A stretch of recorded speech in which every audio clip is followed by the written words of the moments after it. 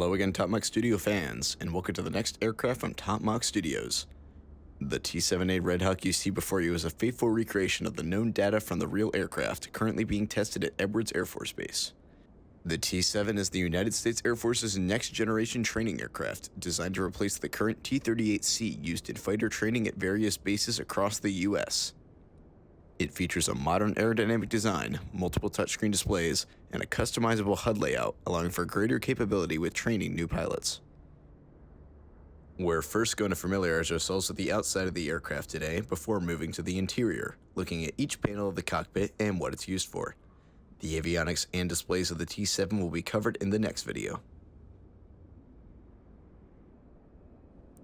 Alright, we're starting with the aircraft completely cold and dark at Edwards, and standing outside the aircraft using FS 2024's new Walkaround feature. The jet is fully compatible with 2024 at launch, but the dev team has not yet had the time to take advantage of the new features that this sim offers. These will be coming in a future update though. Now, as you can see, this is a pretty small aircraft, much different from the likes of the Raptor or the B-2. We currently have our remove before flight fixtures attached and the avionics bays open on the sides. These are a maintenance feature on the real aircraft that the team has modeled visually. Now above that, we have a large bubble canopy, which is great for visibility and houses 2 seats for a pilot and an instructor. The rear cockpit currently is a mirror of the front, so performance should not be affected by the extra screens. Alright, now moving back, you can see the leading edge root extensions, just like an F-18 has. A lot of the T-7's aerodynamic design is similar to that of the F-18 and F-16, and you can find comparable handling characteristics to the two because of it. More on that later.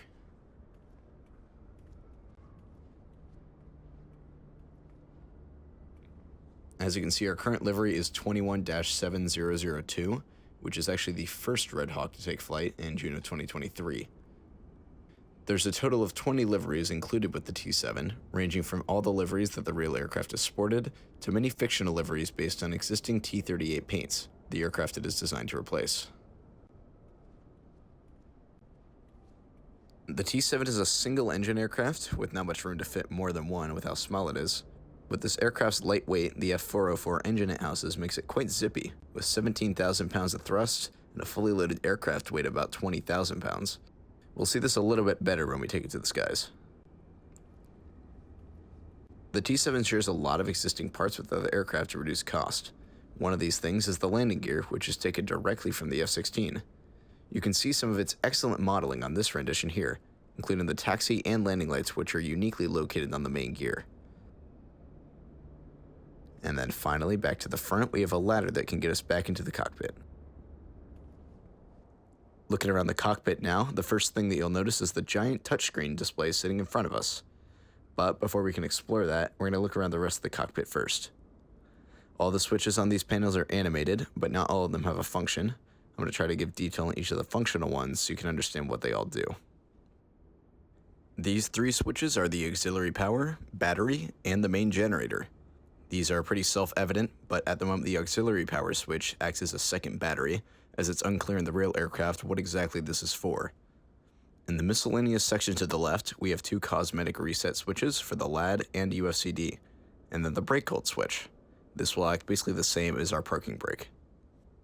Then the exterior lighting controls, which are also pretty self-explanatory and have different configuration settings.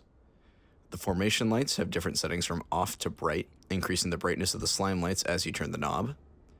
Position lights function a similar way, with settings 1 through bright being various brightness levels, but you can also set it to flash to, well, make them flash. Below, you can select taxi or landing lights located on the main gear, as mentioned before.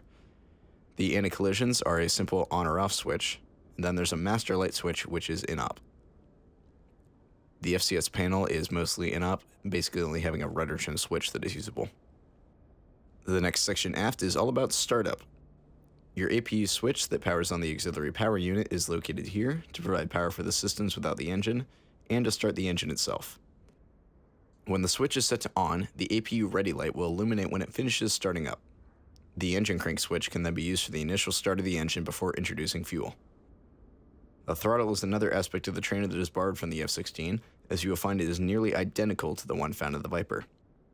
One notable mention for this section of the T-7 is that the click spot to move the throttle over the idle detent is located here on what would be the radar cursor. Now, behind the engine panel, there's some knobs for controlling volumes of things like VOR and ILS. The marker and VOR/ILS knobs will affect the volumes of certain things like ILS marker sounds. The other knobs on this panel do not have any function in-game. And then the emergency hydraulics and DEL guarded switch also do not have a function in-game. The final thing on the left side is the ground power panel, which does have a function in-game. There's an external power control switch and an A and B power option. If your aircraft is parked at a compatible parking spot in the game that allows for external power, you can set the external power switch to norm and then set either A or B to on to connect AC ground power to the aircraft. Now, a quick thing before we look at the right side, there's also an ejection seat arm lever on the seat. Down is armed, while up is disarmed. Time for the right console. You can see further examples of shared equipment already, with the stick being taken for the F-22 Raptor. There's a clickable armrest behind the stick that can move up and down, and to the right of the stick there's a window defog handle and then an anti-ice switch behind it. You can control the environmentals of the aircraft with the oxygen and ECS subpanels. Your oxygen switches are pretty standard and what you would expect. When you flip the green supply switch to on, you'll see the oxygen flow gauge going and hear a pilot breathing sound effect. The other two switches can be flipped, but won't have any real functionality. Wink. On your ECS, the BOS switch stands for Backup Oxygen System, an important feature in real life, but not the most needed when you're on the ground behind a screen. Bleeder will control the flow of the air into the cockpit for the environmental controls, keep that on, and cabin pressure can be dumped with the switch on the right. Maybe just don't do that at 50,000 feet.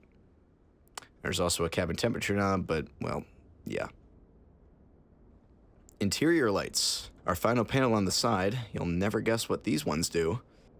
Let's change the time to make this a little easier to see. Consoles will turn on the backlighting of the text labels on the side panels. Instrument panel does the same, but for the labeling up front. And flood controls the green flood lighting from either side of the pilot. Finally done. Oh, there's more. Let's go counterclockwise around. This will be quick. There's a vent in the bottom left, which you can click to open or close. The landing gear handle is above it, with gear indication lights, and then a switch for emergency gear extension above it. In the case that you experience an engine out condition and lose hydraulics, you can use this to manually extend the gear for landing.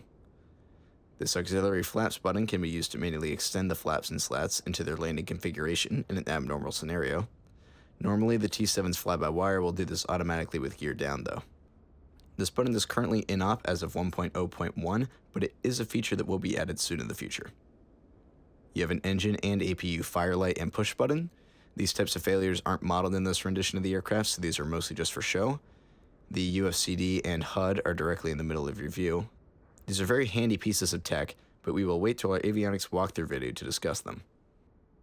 The standby display is here off to the right, and will contain what you would typically expect: altitude, airspeed, heading, etc. We'll explain this screen a little bit more in the avionics walkthrough, but you can change your barometer setting using this knob.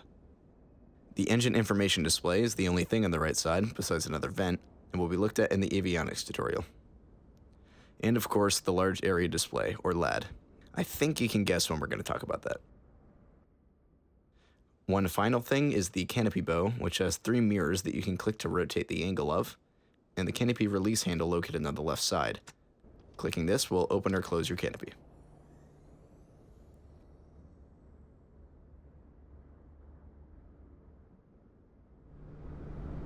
As always, we hope you enjoyed this video and are looking forward to more from Mach Studios.